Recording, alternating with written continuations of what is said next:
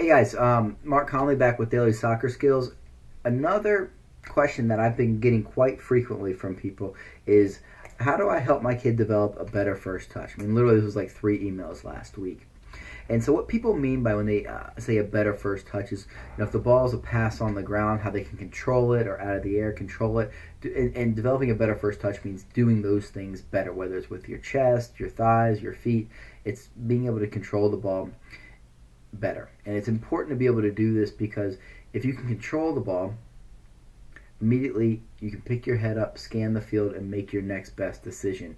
If your first touch leads away from you and you've got to have your head down for a second or two going to find that ball, well, then your head's down for a second or two, not looking for your next decision. On top of that, defenders are coming to close you down. So that's why it's important to have a good first touch. So when we talk about how to get a good first touch, we just got to understand that it really comes down to technique. If, like, let's just say this is my foot, even though it's my hand, it's going to be my foot for right now. Let's say we got a fast ball on the ground coming towards us, and my hand stays just like this. It's going to hit and bounce off, just like it's hitting a wall. If I go towards it, it's going to go even further.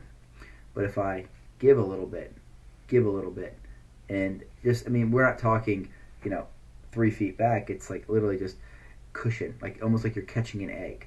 And so that's the way I try to teach young players, ages 6 to 14, 15, how to start thinking about their first touch on the ball is kind of given a little bit when we're trying to control it. What happens is once you understand that technique, and you can take it from out of the air, you can take it on the side, let the ball hit the ground, and then you come in on the side and harness that power into space. You can do it with the outside of the foot.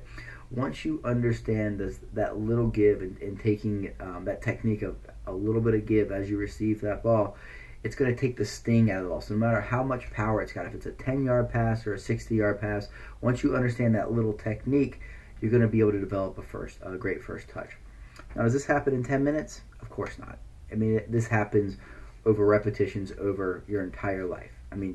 Guys, I went and last summer I watched the U.S. national team train before a match. And I'm sitting there in the Qualcomm Stadium watching it. I'm like, what are they doing for warm-ups? First touch training. The exact same stuff that I would do with your kids at a camp here in San Diego. They're doing the same thing. So it's not like you hit this level and all of a sudden you're done with your first touch. You've arrived. You got to keep going and going and going, because what happens is the game, as you get to those high levels, it stays the same. It's still the same game. It's just done on a much faster pace, and you have to rely on a clinical first touch that's predictable. The ball almost has to become like your fingers on your hand. You have to know exactly where it's going to do, what's going to happen with it. So the younger we can start these kids on working on that, the better off they're going to be. And so that's actually something that I wanted to talk about with regards to my 15-day video training program. For me, the first touch is one of those things. It's one of the best gifts that you can give to a young player. It gets their confidence up. It allows them to play so much quicker. Just knowing and being able to predict what's going to happen with the ball once they've made contact with it, and having that muscle memory set up, it's going to allow them to score so many more goals, make so much more better decisions, keep so much more possession of the ball, and the coaches are going to love them for that, and they're going to have a lot of success with it. So in my 15-day video training program, I actually have 3 or 4 sessions dedicated solely to ball mastery and first touch. That's how important it is.